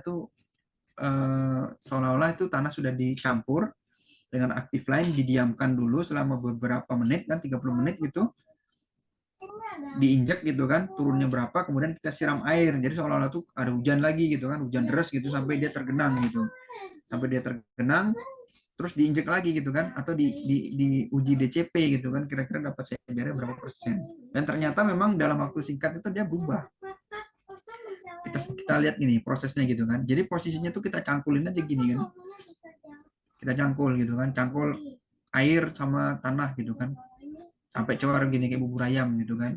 Kemudian ditumpuk gitu, ditumpuk nih kan udah dicampur sama apa ini namanya kapur gitu kan, ditumpuk gitu kan, ditumpuk saat setelah itu yaitu 30 menit kita injek nih, kita injek turunnya segini gitu kan. Ini cuma waktu berapa, 30 menit kalau tidak salah itu. Jadi kurang lebih dibebani turun 3 cm kan waktu itu kan, kurang lebih nih. Kemudian setelah beberapa saat kemudian, lebih lama lagi ya, didiamkan selama 30 menit ya kan, didiamkan agak lama gitu, diinjek lagi gitu kan. Nah, settlementnya lebih kecil gitu. Udah bisa orang berdiri di atasnya nih, yang tadinya tuh berupa bubur gitu. Nah, kemudian dikasih air lagi, diinjek lagi gitu kan. Nggak ngaruh sudah. Deformasinya sangat kecil sekali gitu. Walaupun posisinya ini udah kita siram air nih, tergenang di atasnya gitu kan. Air kan udah tergenang gitu kan. Jadi ibaratnya tuh seolah-olah itu kita mengasumsikan kalau misalnya tanah itu sudah di mixing gitu kan. Kemudian terkena hujan, tergenang, kira-kira ada perubahan nggak sifatnya lagi nih? Atau masih sama atau lebih kuat gitu. Nah, ini pembuktiannya ada di sini. Ini pembuktian yang iseng ya. Tentunya harus diuji di lab lagi. Tentunya harus diuji di lab lagi ya, teman-teman. Tapi dari sini udah kelihatan. Nah, dari sini kemudian dilakukan DCP kan. Ada DCP beberapa hari ya, 4 hari setelah itu. 4 hari setelah itu tuh diuji DCP gitu. DCP untuk mendapatkan kira-kira CBR berapa gitu. Nah, akhirnya didapat kesimpulan itu DCP-nya itu rata-rata 42%. Atau kalau misalnya kita mau ambil ya udahlah, DCP yang paling kecil berapa sih? 5 sampai 8% gitu kan. 6%. Jadi kalau misalnya untuk mendapatkan 6%, saya kira sih cukup lah gitu. Asal benar-benar nanti dilakukan dengan trial yang lebih proper lagi, kayak seperti ini gitu loh. Tapi ini kan gambaran kasar ya. Berarti kesimpulannya yang kita ambil itu memang artinya memang tanah yang bersifat ekspansif itu, yang nilai PI-nya di atas 50, ketika dia di trial dengan menggunakan limestone, bukan limestone, apa itu namanya, kapur aktif, itu memang ada perubahan dia secara sifatnya itu. Bisa tidak terlalu reaktif lagi gitu terhadap perubahan kadar air gitu, atau perubahan air atau mungkin hujan yang ada di luar itu, dia tidak terlalu berpengaruh lagi. Jadi cukup kuat ya, cukup stabil gitu. Itu dari hasil uji yang bisa dikatakan main-main gitu kan. Nah, nanti tinggal dikorelasikan lah ya, korelasi-korelasi yang kemarin itu. Kalau misalnya DCP-nya dapat berapa pukulan 0 sampai 1 berarti ya nilai strength-nya atau nilai CU-nya tuh kira-kira segini. Kalau misalnya 2 sampai 5 ya kira-kira CU-nya sekitar 50 sampai 100 kilopascal. Nah, nanti angka ini yang bisa dipakai buat analisa gitu kan. Misalnya daya dukung tanah misalnya gitu kan. CU-nya kan bisa diambil nih, CU-nya berapa? Misalnya kita mau ngitung bearing capacity tanah kan dia pakai CNC kan, ditambah Q NQ, tambah setengah gamma, N gamma dan seterusnya itu. Nah, itu kita nilai C-nya itu bisa diambil dari sini gitu. Dari DCP misalnya kayak gitu kan. Uji DCP misalnya ya pukulan per 100 mili gitu kan. Satu pukulan 100 mili berarti ya kekuatannya CU-nya bisa diambil kira-kira segini gitu. Ya nilai pendekatan lah kira-kira. Daripada tidak mengacu kemana-mana, lebih baik kita ada dasarnya kan gitu untuk melakukan analisa. Ini juga sama untuk DCP ya. Untuk DCP bisa diambil korelasinya untuk melakukan analisa lanjutan gitu kan. Misalnya mau analisa untuk tebal perkerasan misalnya gitu kan, untuk pavement, road pavement gitu kan, ya bisa dilanjutkan ya. Dasar-dasarnya kan ini, dasar-dasar parameter tanahnya kan bisa diambil dari sini. Kira-kira ada pertanyaan dari situ teman-teman?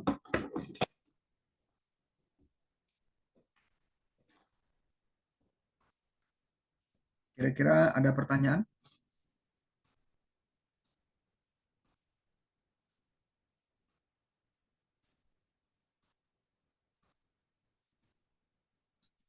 Oke, kalau tidak ada ini proyek yang bisa dikatakan yang agak serius nih. Kalau ini udah serius nih. Kalau soal improvement menggunakan kapurnya itu serius. Jadi sebelum saya melakukan praktikum tadi, percobaan tadi saya ibaratnya tuh proyek yang pernah dilakukan tuh yang ini gitu.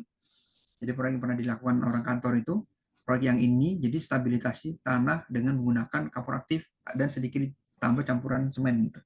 Semen yang biasa itu kan. Gitu. Jadi itu ceritanya tuh kalau di sana itu, kalau di lokasi ini suatu proyek yang ada di daerah gunung gitu kan. Di daerah geotermal, pekerjaan geotermal di daerah gunung. Jadi kalau misalnya di sana itu kan tanahnya kan jadi sangat beragam juga ya. Daerah pegunungan itu ada tanahnya yang nanti humus, ada tanah apa itu letusan gunung, ada ketika itu ketemu boulder besar-besar gitu. Jadi itu sangat hasil dari pengujian tanah NSPT-nya itu sangat bervariasi itu lapisan-lapisan tanah di sana itu. Nah, pada suatu ketika di sana itu ketemu. Jadi lokasi proyeknya itu tanahnya itu tidak rata. Jadi dia harus menggali di satu sisi dan hasil galian itu akan digunakan untuk timbunan di sisi yang lain gitu. Tapi sayangnya di sana itu ketemu tanah yang nilai plasticity index itu sangat tinggi di atas 100% gitu ceritanya itu. Jadi tanah itu hampir tidak mungkin untuk dijadikan tanah timbunan. Struktural fill itu hampir tidak mungkin. Kalaupun dibuang, kita tidak punya disposal untuk membuang itu. Jadi ceritanya begitu. Jadi mau tidak mau tanah itu harus ditreatment dan digunakan yang nantinya akan digunakan sebagai tanah timbunan. Nah, gitu. Jadi ya itu. Jadi di sana itu hampir seharian itu ya kalau misalnya saya perhatikan waktu itu siang boleh lah pagi boleh lah sinar matahari kencang gitu kan. Tiba-tiba nanti itu baru mau masuk tengah hari itu udah kabut. Tiba-tiba agak panas sedikit atau hujan gitu kan gerimis gitu. Jadi hampir dikatakan tuh mendung terus sepanjang hari itu bisa dikatakan hampir mendung terus. Jadi hujan aja sih kerjanya tuh. Gitu. Jadi itu backgroundnya itu. Jadi tidak ada disposal, tanah yang digali itu harus mau nggak mau dipakai sebagai tanah timbunan. Nah itu dia. Itu permasalahannya tuh. Nah akhirnya berpikir, nah ini gimana caranya nih supaya tanah itu bisa dimanfaatkan nih. Tidak perlu disposal, tapi juga proyek harus tetap jalan gitu, nggak usah pakai nunggu-nunggu lama. Nah ini posisinya seperti ini jadi ceritanya itu. Jadi tanah itu dari kanan ke kiri ini tuh lereng ya, ini lebih tinggi, ke sana tuh lebih rendah. Jadi rencananya itu tanah ini akan digali nih sebagian nih. Ini kan galian nih. Nah hasil galian ini akan dibuang atau dijadikan tanah timbunan untuk daerah sini. Ini daerah sini, seret ke bawah sana. Ini jurang ini. Jadi akan digunakan untuk tanah timbunan daerah sini. Nah, ketika digali, ketika tanah yang di sini itu digali ya, yang merah ini digali,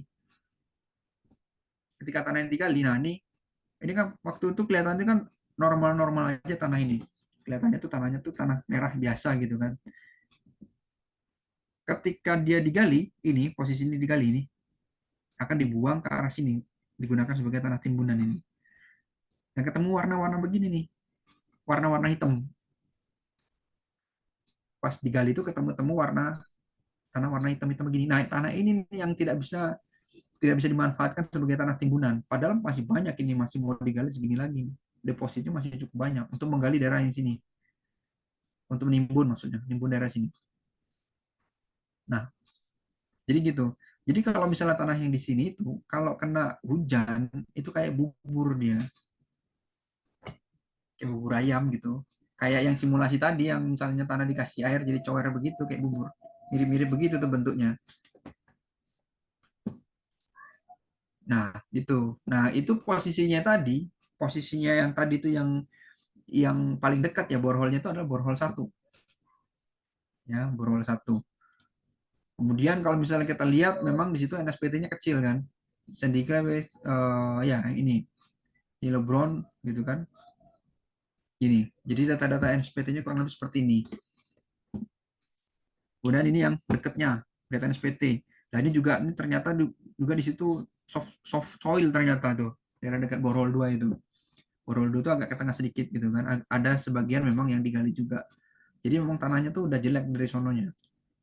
Kalau misalnya dilihat ya ini hasil test pitnya kurang lebih seperti ini ya, topsoilnya ya. Sangat beragam, ada kerikil-kerikilnya juga. Kemudian ada yang dark apa ini? Dark gray gitu, color gitu kan. Color gitu dan seterusnya ini. Biasanya ini test pit ya. Test pit itu kedalamannya dari permukaan sampai 1 meter biasanya. Dan analisa grand size analisisnya itu dia itu dari borhol 1 dan borhol 2 ini terutama untuk yang lapisan permukaan atasnya dulu. Ini tuh dia cenderung ke silt dan clay gitu kan. Kalau kita lihat nih coba. Silt dan clay ini kalau dijumlahkan kan sekitar berapa nih? 60% lebih kan. Artinya cenderung tanah itu larinya ke sifat yang ke arah clay gitu kan, fine material. Di sini juga sama di borhol 2 gitu. Ini bentuk aslinya tanah itu seperti ini memang. Jadi kita lihat. Jadi ini 53% ditambah 13 berarti sekitar 65%. Artinya tanah itu dalam 100% tanah itu 65% itu adalah tanah berbutir halus. Gitu. Kemudian di sini juga kita lihat dari hasil laboratoriumnya ya. Dari nilai LL, PL dan PI gitu kan. Sangat beragam gitu di situ nilai LL, PI-nya itu. Sangat beragam. Di situ juga ada yang mencapai nilai PI itu sangat besar yaitu sekitar 110% gitu. Dan ini kalau 100% berarti tanahnya sangat ini ya, sangat sensitif terhadap perubahan air gitu kan, perubahan kadar air di situ ya. Gitu. Juga di sini juga hasil triaksialnya frictional angle 27, kohesinya sekitar ya 15 kilopascal kan gitu. Jadi gitu. Kemudian ini kita lihat nih pada kedalaman ya, kedalaman borhol 1 itu pada kedalaman sekitar 1 sampai 1,5 meter ya itu nilai PI-nya tinggi tadi yang 110 itu. Jadi memang ada kemungkinan bahwa tanah di situ itu sifatnya itu sangat sensitif terhadap perubahan kadar air gitu. Nah, ini juga tanah aslinya itu CBR kecil ya. Ini CBR. Jadi untuk tanah asli CBR tergolong baik ya. Namun pada area yang dijadikan material timbunan secara fisik tidak memungkinkan untuk dijadikan material timbunan. Jadi CBR-nya baik, tapi ya gimana? Tapi kalau misalnya dilihat dari fisik dia bentuknya coer kan kayak gitu. Ya, kalau misalnya itu mungkin bisa jadi tanah itu ketika memang masih berada di alam belum diganggu, tanah itu bagus. Ketika nanti sudah diganggu, tanah itu rusak, gitu loh. Dan ini adalah step by stepnya untuk soil treatmentnya ya.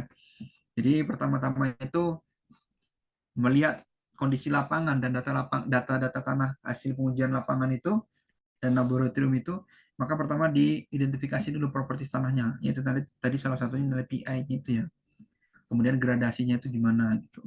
Kemudian cek koefisien pemadatan tanah gitu kan, kadar airnya berapa gitu kan, maksimum dan seterusnya ini. Kemudian pemilihan material campuran tanah asli untuk kapur aktif gitu kan, dan semen gitu. Jadi material apa kira-kira bisa digunakan untuk improvement tanah itu gitu. Jadi dipilih, dicari, searching gitu kan. Akhirnya ketemulah di situ menggunakan kapur aktif ya. Kapur aktif dengan kadar kurang lebih 10%. Tentunya itu sampel tanah tadi itu dan pencampurannya itu dilakukan di laboratorium kalau yang ini. Tidak seperti yang tadi gitu.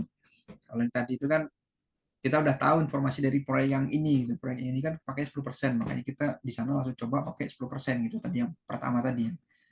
Trial agak main-main tadi itu. Jadi langsung kita pakai 10%. Kemudian dia juga mengatakan ada menggunakan semen kurang lebih 3% ya campurannya itu. Jadi campuran ini kemudian dilakukan di laboratorium, kemudian dicek lagi terhadap nilai parameter-parameter tanah yang dibutuhkan. Nah, ini laboratory test gitu ya. Kinerja kemampuan solid mixingnya itu, kemudian dilakukan tes proktor, kemudian triaxial UU, kemudian Seber untuk shock dan angsuk, kemudian consolidation, kemudian grain size distribution ya. Jadi kemudian dilakukan lagi analisa saringan itu masih berubah nggak kira-kira tuh sifatnya itu. Nah, yang tadinya dari tanah clay gitu kan, berubah nggak kira-kira jadi tanah yang granular gitu. Kemudian pilih komposisi campuran yang terbaik, efektif, dan efisien. Jadi di laboratorium itu juga dilakukan beberapa kali uji ya. Jadi biasanya tuh nggak mungkin langsung 10% gitu, nggak. Biasanya nanti bertahap gitu, misalnya 5% untuk kapur aktifnya, kemudian 10%, kemudian 15%. Nah nanti dari situ nanti diambil kira-kira yang paling efektif pencampurannya itu yang mana. Nah itu yang nanti diterapkan di lapangan. Gitu. Jadi seperti itu.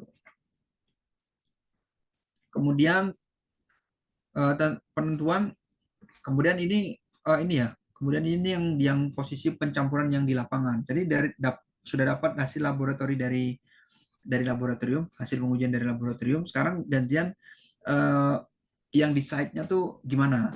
Nah kalau kebetulan yang di sini yang di site-nya ini alatnya nggak secanggih yang tadi ya, nanti kita ini. Kemudian penentuan jenis tipe tanah ya, dan jenis komposisi campuran kapur aktif lime dan semen sesuai dengan hasil lab gitu kan. Jadi kita bawa dari hasil lab, kita terapkan di lapangan. Tentunya kalau misalnya kita bilang 10%, kalau di lab kan bisa ya ditimbang gitu misalnya. Atau pakai takaran yang benar-benar bagus gitu kan, yang tepat gitu kan. Tapi kalau di lapangan itu susah kalau untuk melakukan hal-hal yang seperti itu. Jadi kalau misalnya di lapangan itu, dia menggunakan volumenya itu berdasarkan bucket ekskavator. Itu bucket ekskavator itu ya udah 10 bucket tanah ya pakai satu bucket kapur misalnya kayak gitu. Jadi pendekatannya seperti itu. Terus dia nanti itu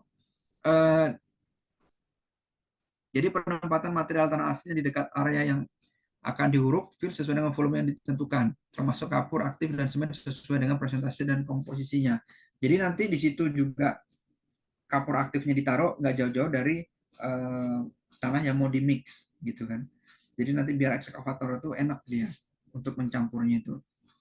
Lokasi pencampuran diusahakan dekat area yang akan diuruk atau difill. Gitu. Kemudian pencampuran material ya, engineer, geoteknik dan jadi di situ nanti ada engineer-nya juga melakukan pengawasan dan tim QC juga melakukan pengawasan pencampuran. Jadi kalau misalnya kita tadi lihat itu pencampuran yang di video tadi itu kan bagus ya alatnya ya. Kalau di sini tuh tidak memungkinkan untuk dilakukan itu. Ya. Yang pertama alatnya tuh nggak ada ya di sini ya, di posisinya. Kalau mendatangkan itu biayanya itu sangat besar. Gitu. Jadi alhasil apa? Alhasil kita menggunakan bucket ekskavator. Jadi diaduk-aduk aja gitu. Kayak ya ekskavator kayak ngaduk. Ya ditepok-tepok gitu. Tapi ya diusahakan serata mungkin gitu. Itu tergantung skillnya si siapa? Supirnya ekskavator, operator ekskavator gitu. Nah, setelah dicampur diaduk-aduk itu, maka dia di curing time. Jadi sudah diaduk-aduk, dicampur, maka dia didiamkan di satu lokasi tertentu yang nggak jauh-jauh dari situ juga. Ya kan? Nah, dari situ nanti di curing time dibiarin 1,1 kali 24 jam, kemudian ditutup terpal. Yaitu tadi kalau misalnya ditutup terpal itu supaya tidak terkena paparan cuaca. Kelembaban di sana kan sangat lembab ya, sangat kabutnya sangat tebal gitu kan, dan sering hujan gitu. Nah, supaya dalam masa curing itu tidak terpapar air dulu dari luar, cukup dari air yang hasil mixing tadi itu. Kemudian setelah itu ya tanah itu tuh setelah di curing 1 kali 24 jam ya siap digunakan. Dan memang hasilnya waktu itu memang tanah itu jadi keras sekali memang yang di sana ya. Saya sayang sekali memang tidak punya record dari hasil menghampar tanah itu ya. Waktu itu saya belum kepikiran untuk memvideokan atau mungkin memfoto ya hasilnya itu ya waktu itu ya, yang setelah dihampar. Informasi dari tim lapangan sih memang waktu itu memang sampai bucket ekskavator itu kan seperti kuku tajam itu sampai kalau pas mau menggali itu sampai berasap katanya, informasinya itu saking kerasnya itu. Jadi dia saking kerasnya itu sampai berasap gitu loh, berarti kan itu udah keras banget itu. Jadi sebatas itu. Dan ini gitu ya, ini adalah parameter tanah yang di mixing waktu itu, maksudnya sebelum di mixing. Jadi di situ kelihatan bahwa PI-nya itu juga 110 ya. Kemudian dia adalah fine grain material ya, atau tanah silt dan clay gitu, bukan pasir, karena yang melewati jaringan 200 adalah 66% gitu. Kira-kira seperti itu. Kemudian ini adalah hasil mixingnya setelah di laboratorium itu. Dari hasil mixing ini dia mendapatkan bahwa kadar air optimumnya itu turun. Kadar air itu setelah di mixing itu jadi 26%, dari 31 menuju ke 26. Kemudian berat jenisnya ada sedikit peningkatan gitu kan. Ada sedikit perbaikan gitu. Kemudian ini adalah dari analisis saringan. Jadi kalau sebelumnya analisis saringan itu dia tanah itu cenderung atau 66% itu tol saringan 200.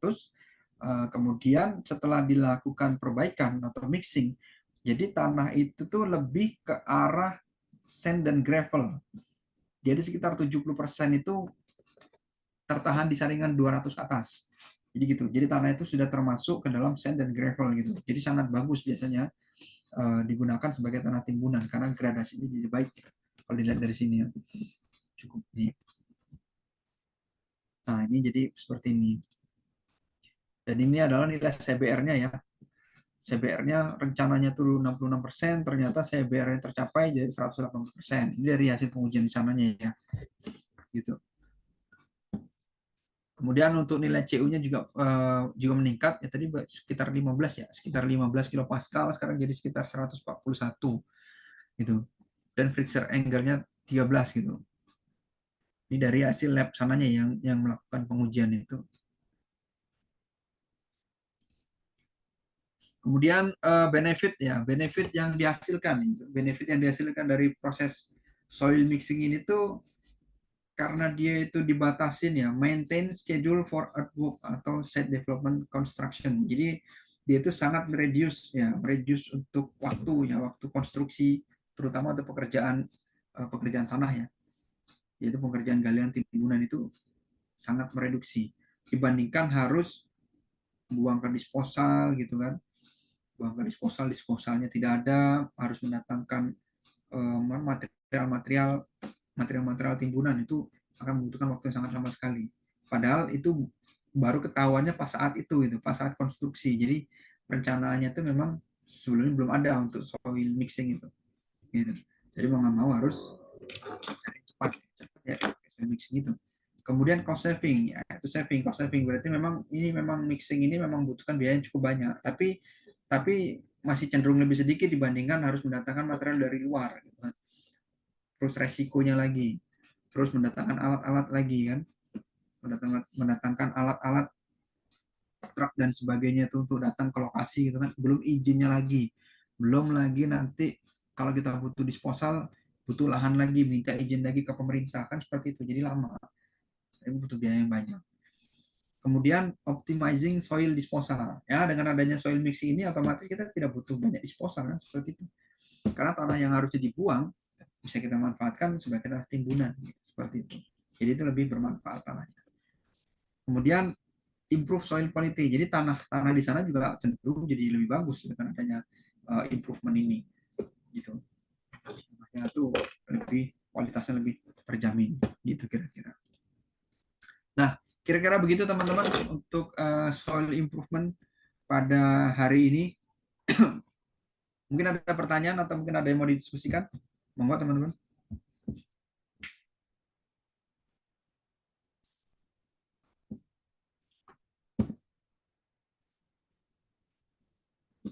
Kira-kira ada yang mau didiskusikan?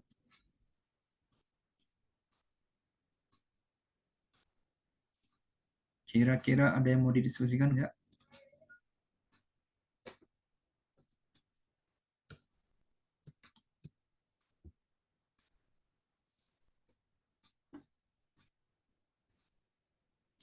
Ada yang mau didiskusikan kira-kira?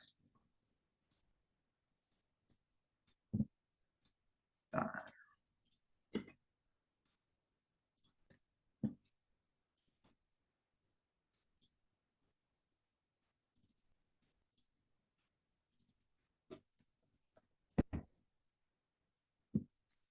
ya teman-teman, kira-kira ada yang mau didiskusikan? Soalnya erat kaitannya dengan ini ya, apa namanya tuh? Jalan ya, teman-teman tuh biasa bikin jalan ya.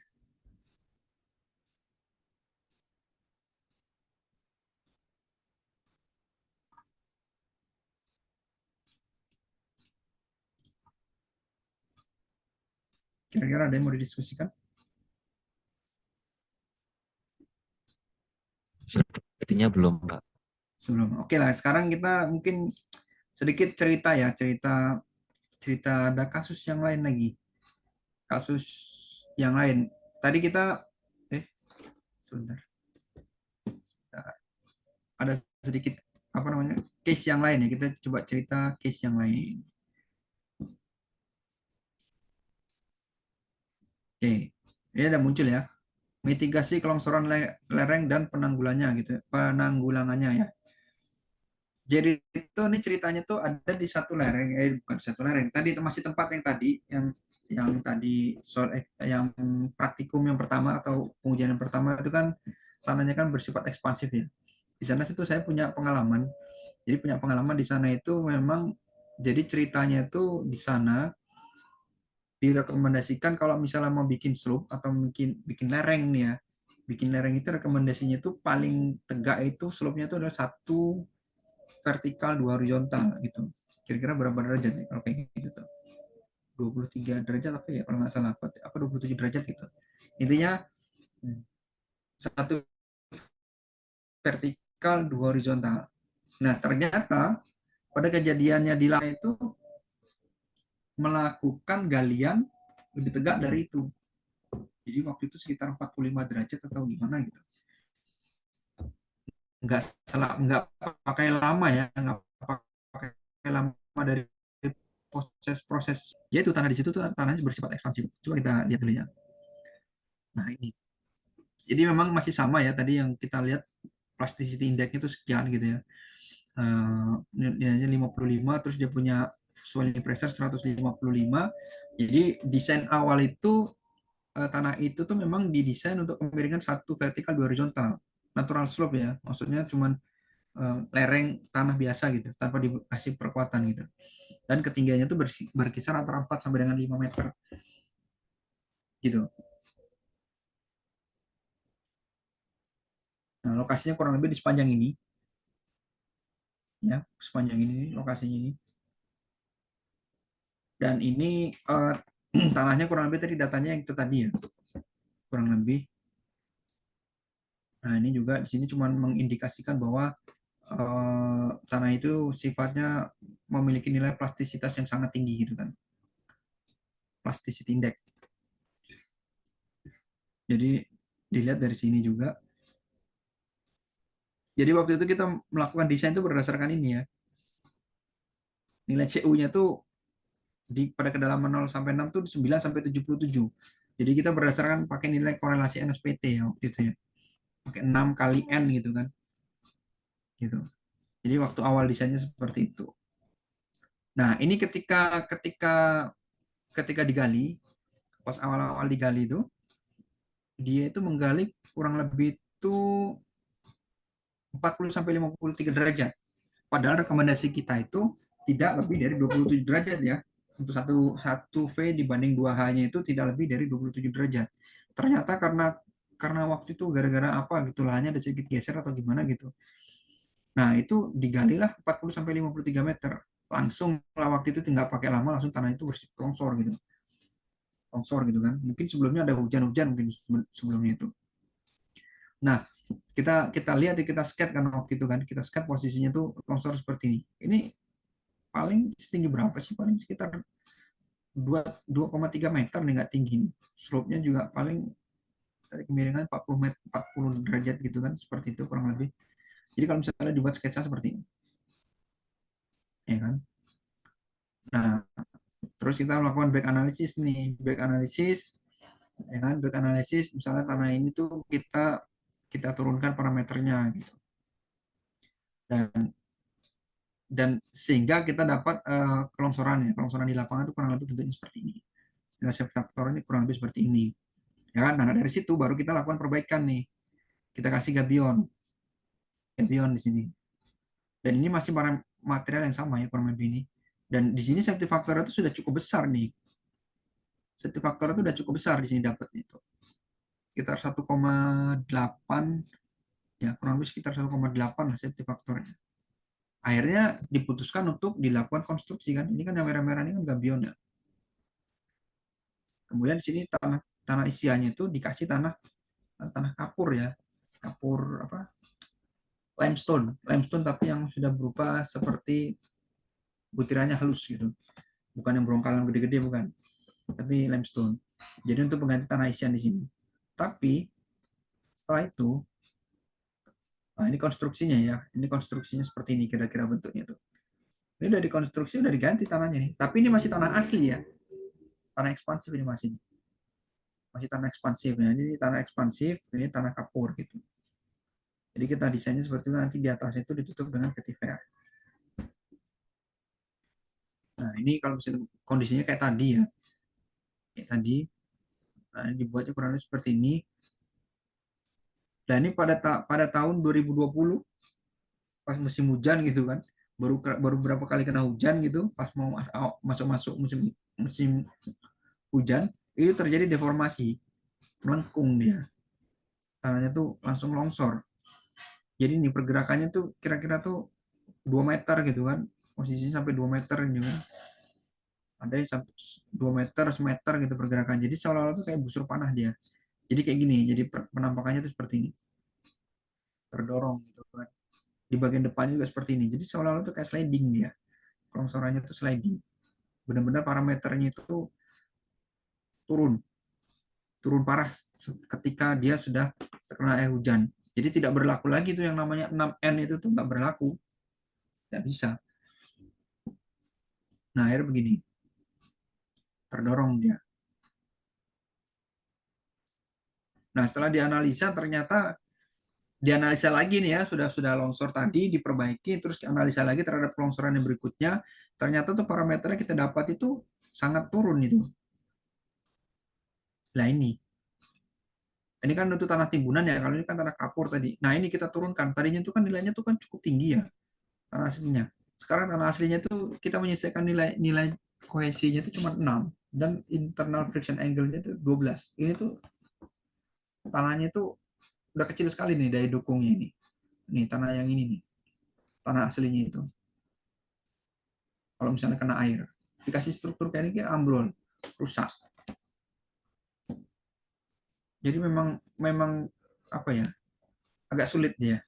Nah akhirnya dengan kayak gini ya, dengan kejadian seperti ini, kita coba cari tahu kan penyebabnya apa. Yaitu tadi misalnya di sini kalau misalnya hujan ada cracknya gitu kan, potensi air masuk ke dalam sini dan posisi di sini mengembang di tanah-tanah yang asli ini kan crack, bisa aja dia ngalir ke tanah asli gini mengembang, memberikan pressure ke sana kan. Jadi pressure dorongan ke depan gitu kan. Tadi kan keruntuhannya kurang lebih seperti ini ya. Jadi seolah-olah tuh dia terdorong ke depan gitu kan.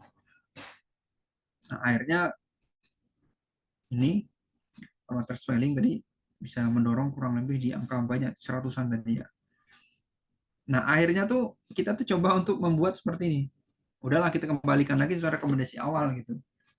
Jadi memang semua gabion itu dibongkar semua, kemudian tanah itu kita pakai kemiringan slope-nya itu yaitu tadi satu vertikal dua horizontal, kurang lebih bentuknya jadi begini, sekitar 27 derajat gitu ya.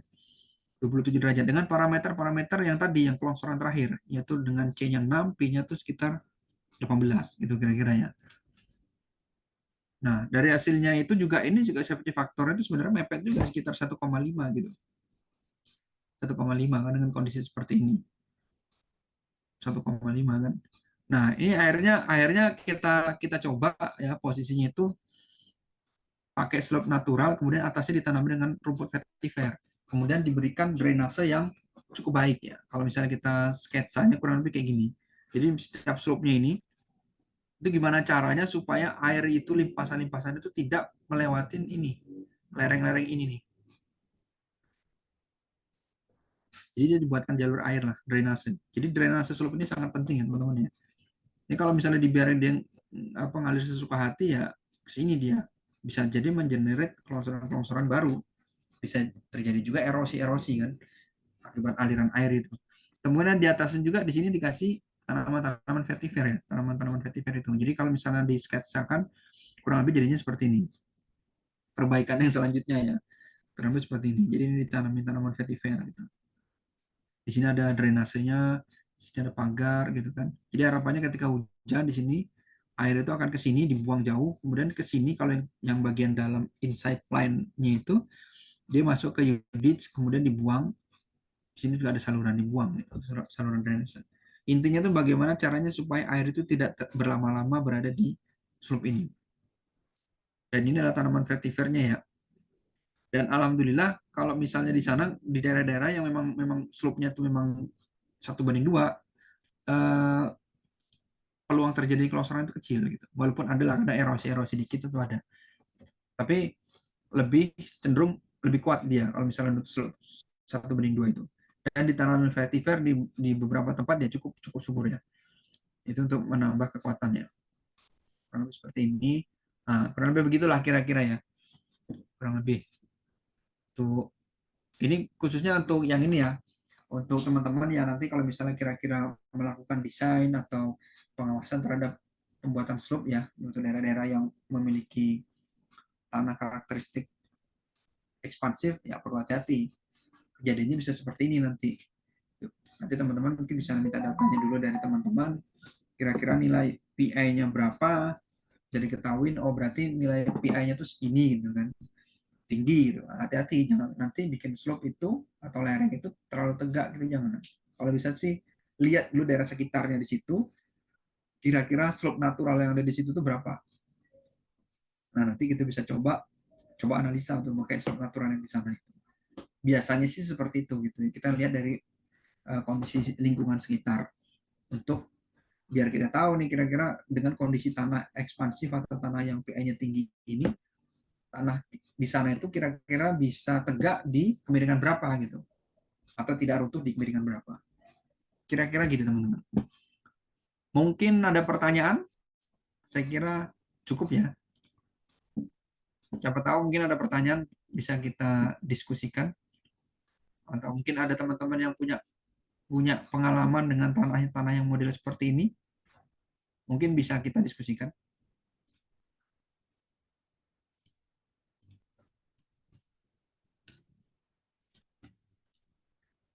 Ada kira-kira?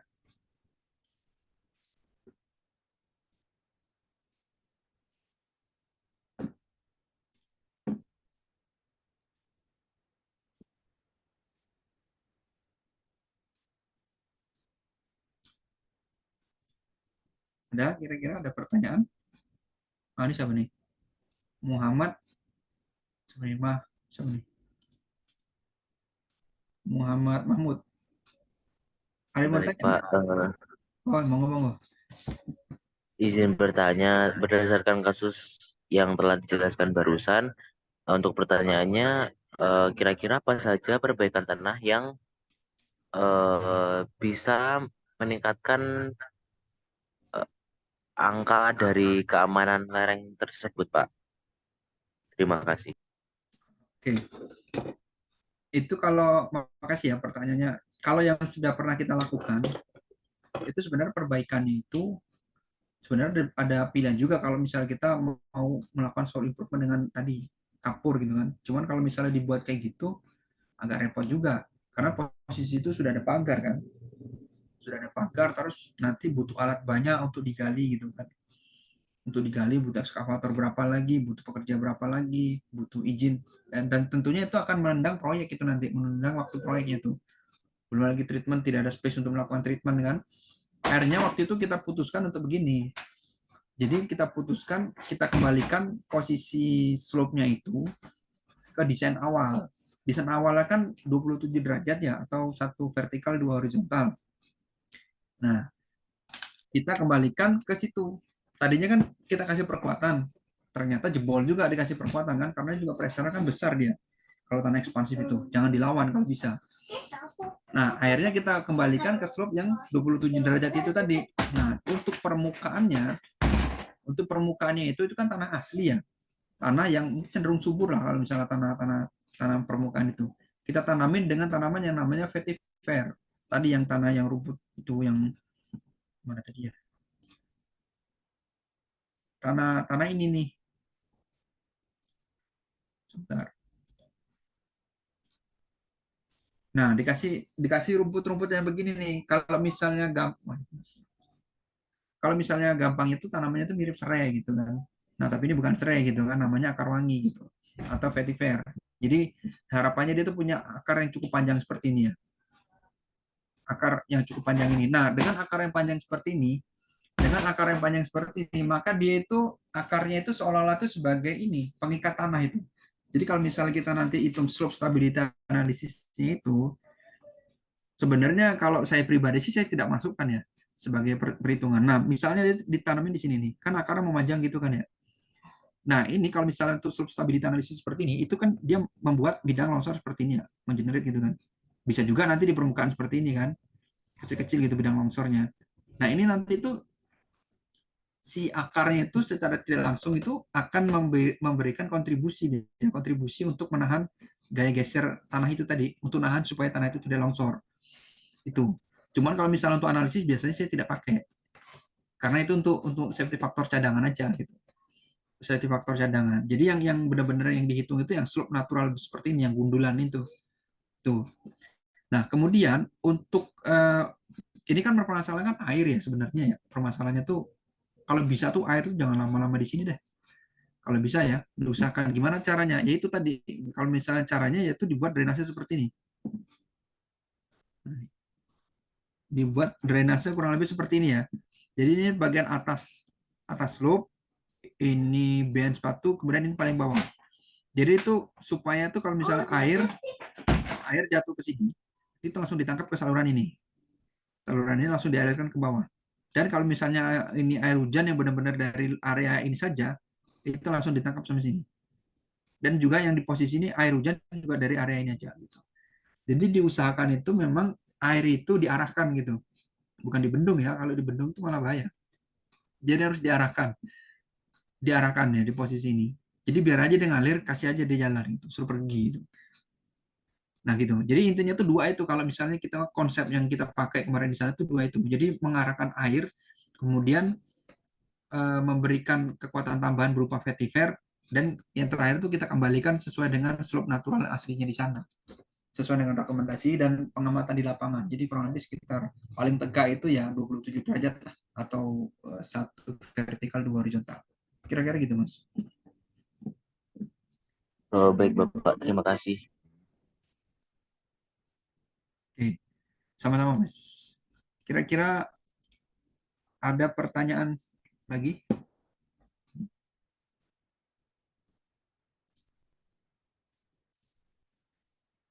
Kira-kira ada pertanyaan lagi, teman-teman?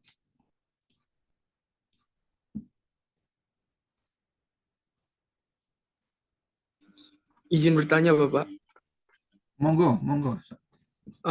Penggunaan kapur untuk stabilisasi tanah ekspansif dapat meningkatkan daya dukung tanah ya Pak? Berapa persen? Dan untuk apa penggunaan kapur itu lebih bagus kapur atau semen dan renolit Pak untuk stabilisasi tanah? Terima kasih. Kalau kalau peningkatannya berapa persen mungkin bisa kita lihat di sini ya. Tadi yang ini tadi tuh kayaknya ada. Ah ini.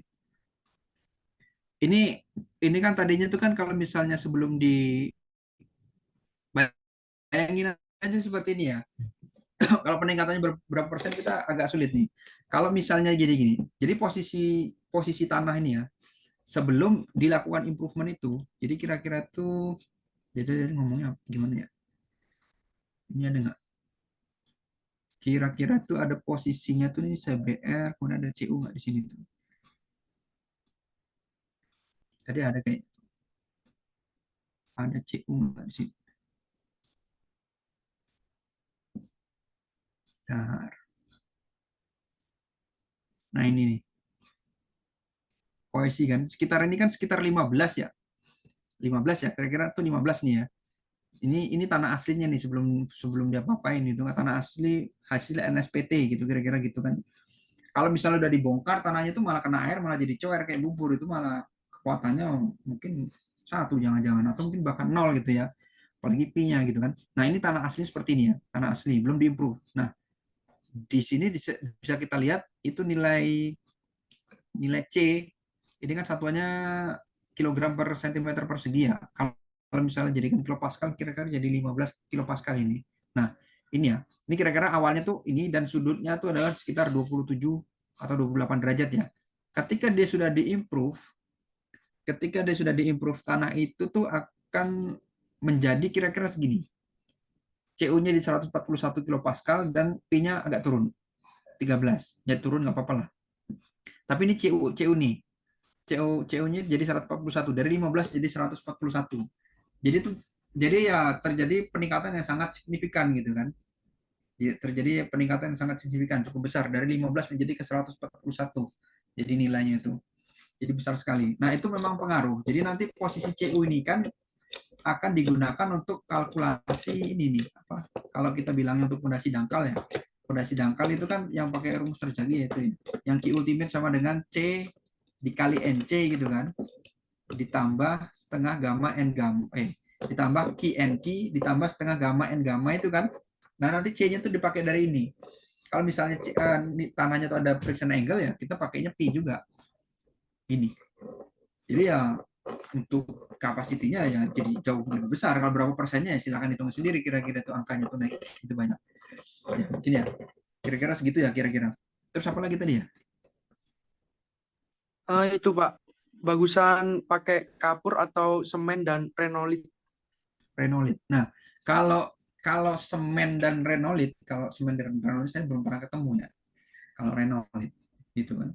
Tapi biasanya yang sudah saya lakukan sendiri itu menggunakan semen gitu.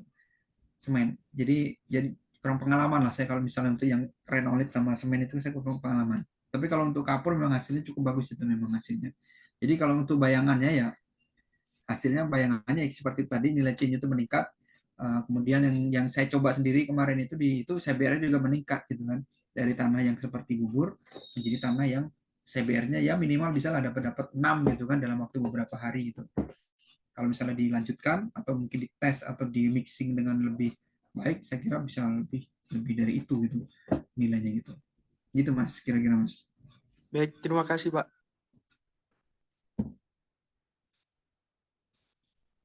Gitu kira-kira. Kira-kira gimana? Ada pertanyaan lagi?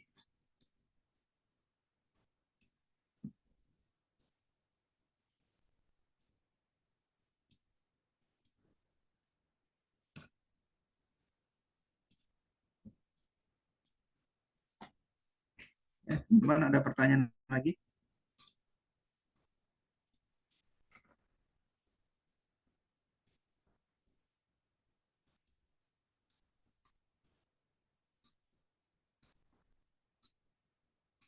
Mungkin kasus kasus tanah ekspansi mungkin kalau di daerah Jawa Timur banyak mungkin ya teman-teman yang nemuin kayak gitu ya.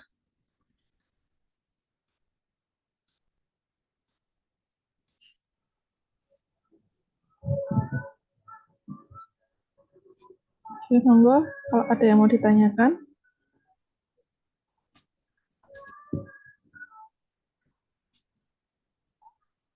Ya, ya memang ini Pak, apa?